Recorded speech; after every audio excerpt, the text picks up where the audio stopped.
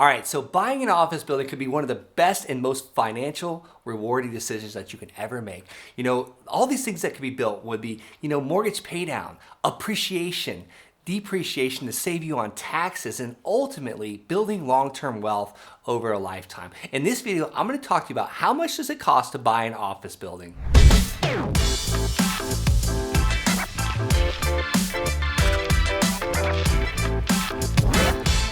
Hey guys, welcome back. Today in this video, I'm going to be talking about how I found my office building, how much it cost me to renovate this office building. By the end of this, you're going to know all the ins and outs and the mistakes I made and how you too can avoid those. All right, so first let's talk about how I found this office building. I was ultimately mailing people for multi-family apartment complexes, and then this guy actually owned one, but he also owned a commercial building that he wasn't sure exactly how to sell. We weren't specifically mailing for commercial buildings on this exact list, but ultimately we found it with a postcard. And I'm going to give that postcard today for free as my free gift to you. But the postcard was simply, like, hey, we'd like to buy your property located at 123 Main Street. Well, when we got him on the phone, he had already had a buyer for the specific multifamily, but he did mention that he had another property for sale because we asked him, he said, hey, do you have any other properties that you might be looking to sell? Maybe land, office building, commercial, you name it. And he said, just so happens I have a pawn shop that has not been paying me for almost a year. They went out of business and this place is sitting vacant and there's like a hole in the roof. The place is leaking, everything. It's actually set up for retail space right now. And we found out by calling planning and zoning and asking, hey, what is going on in this area? What would you like to see? And then is there any way that we could change the zoning from retail to office? And they said, yeah, it's absolutely very easily. You're actually in an enterprise zone, which gives you a lot of tax benefits if you take on this building and renovate it because it's been sitting vacant for so long. So the city was absolutely on board with what we were looking to do. And ultimately, we needed an office building for our business when we were tired of paying rent. We were looking to build like appreciation and build long-term wealth and ultimately save on tax money as well. There's a story about this business that had been in business for years. They sold clothes, and ultimately when all the online retailers came into play, like how you can just like go and get clothes on Amazon or Stitch Fix and things like that, this business went out of business. They went under within a year's time frame.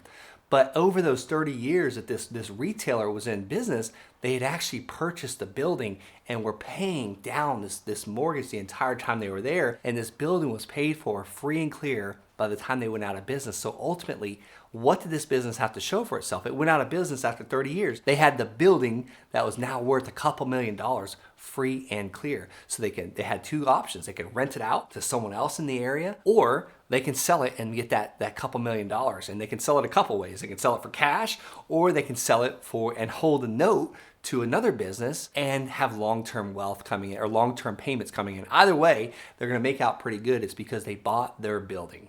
All right, next you want to think about parking. Where are your office tenants or your guests or your employees or yourself going to park? You need to think about parking lot. Are you going to share this parking lot with other businesses? Who's going to be responsible for the maintenance of it? Because that's another cost as well. You want to know these facts going in before you actually ultimately pull the trigger on buying that office building. Number 3, access. This one particular building, and I'll give you the address, it's 2708 East Fountain Boulevard. This particular building had 3 access points. 1 was from Amy's Donuts, 2 was from the local establishment next door, and then 3 was right in front of my building, and we all shared access. So you want to know what the legal access of getting to and from your office building is. All right, then traffic. You want to think about traffic, because if you have a lot of traffic going by, it's very good for your office building. You can do advertising. Like I have a flat roof on this building, and there's a lot of side space, side walls that we can put advertising on and actually charge other businesses to advertise on our office building. All right, so before I get into more costs of owning an office building, make sure you hit this button, the like button, if you're liking this video, getting any value out of it. And I also want you to subscribe to it as well. Subscribe to my channel. I'm coming out with these videos 5 days a week. All right, let's talk about local commerce in the area. We actually had a local donut shop next door, and this was a great thing for our office. It built a lot of camaraderie. We loved the donuts. We enjoyed them. It was actually next to Amy's Donuts, one of the most popular, and Amy's Donuts is still there actually, one of the most popular donut shops in Colorado Springs, and this was their first location that they opened. And this was amazing. We brought donuts for our clients, our employees, our friends, our family. We would have meetings there. And this was a small cost of doing business, but we would always have fresh donuts coming almost every single day that we were there. All right, so you're probably like, okay, how in the world, what did this cost you for this building? We ended up paying $168,000 for this building, but ultimately this building needed about a little over $150,000 in renovation. So let's just call it $150,000 for renovations, $168,000 for the building purchase. We had over $300,000 into this office building before we realized. But let me tell you, the good thing about this is we were able to pretty much write that completely off of our taxes. You know, there's things called bonus depreciation. There's things called cost segregation. And if you have a very smart CPA, this helps you ultimately pay hardly any money in taxes. So for you guys out there, the doctors, the attorneys, the high paid salary earners, this can ultimately save you from paying taxes by being able to depreciate the things on the building, the improvements, the carpet, the refrigerators, the countertops, the stove,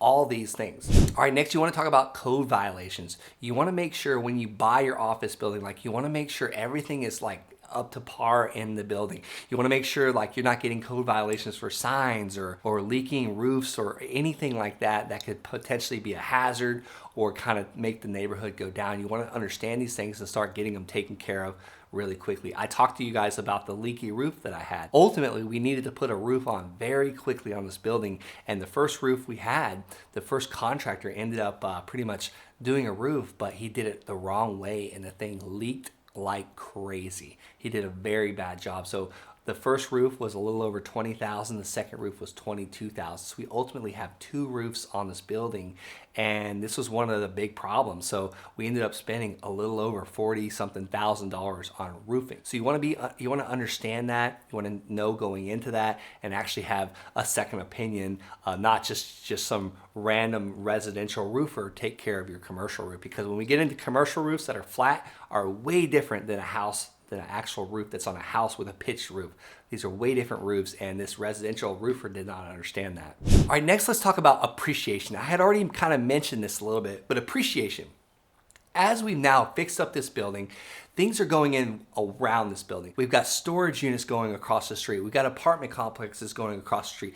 The entire area is improving because this is an enterprise zone, one that helps us with taxes, but also it helps when other businesses move into it. And that's making the market all around that area appreciate. And then now we've also added a renter to our office. We're no longer using it as a company now because we're all working virtually. So we actually leased out our building to they're actually a nonprofit organization. It's called The Place. They take care of homeless youth.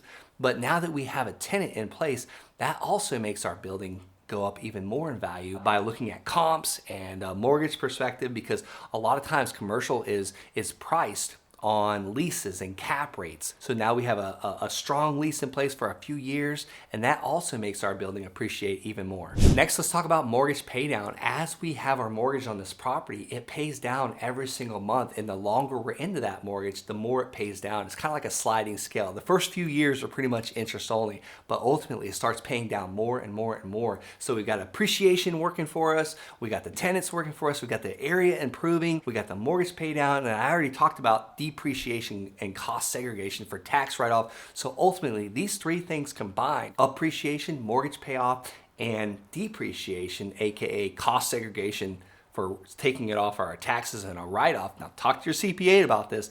These three things will make you very, very wealthy. All right, let's talk about a meeting spot. This shows a lot of credibility when you own your own office, when you can say, hey, this is our office, we actually own it. This will build you a lot of credibility as a business owner, as a real estate investor, and actually having people come to you at your office. Because, you know, let's face it, like when we go to see the doctor, we usually drive to them, to their office. We're not meeting them in a Starbucks or a coffee shop. It's way more powerful to have your client come and meet you at your actual office. All right, guys, as promised, I have a free gift for you, and that is the absolute best postcard ever. I've raked in tens of millions of dollars with this postcard, and it's actually the postcard that I found this property with. If you head on over to thelandsharks.com/postcard. This postcard is yours for free today by filling in your name and your email address, and we will email it to you, and I hope it serves you well.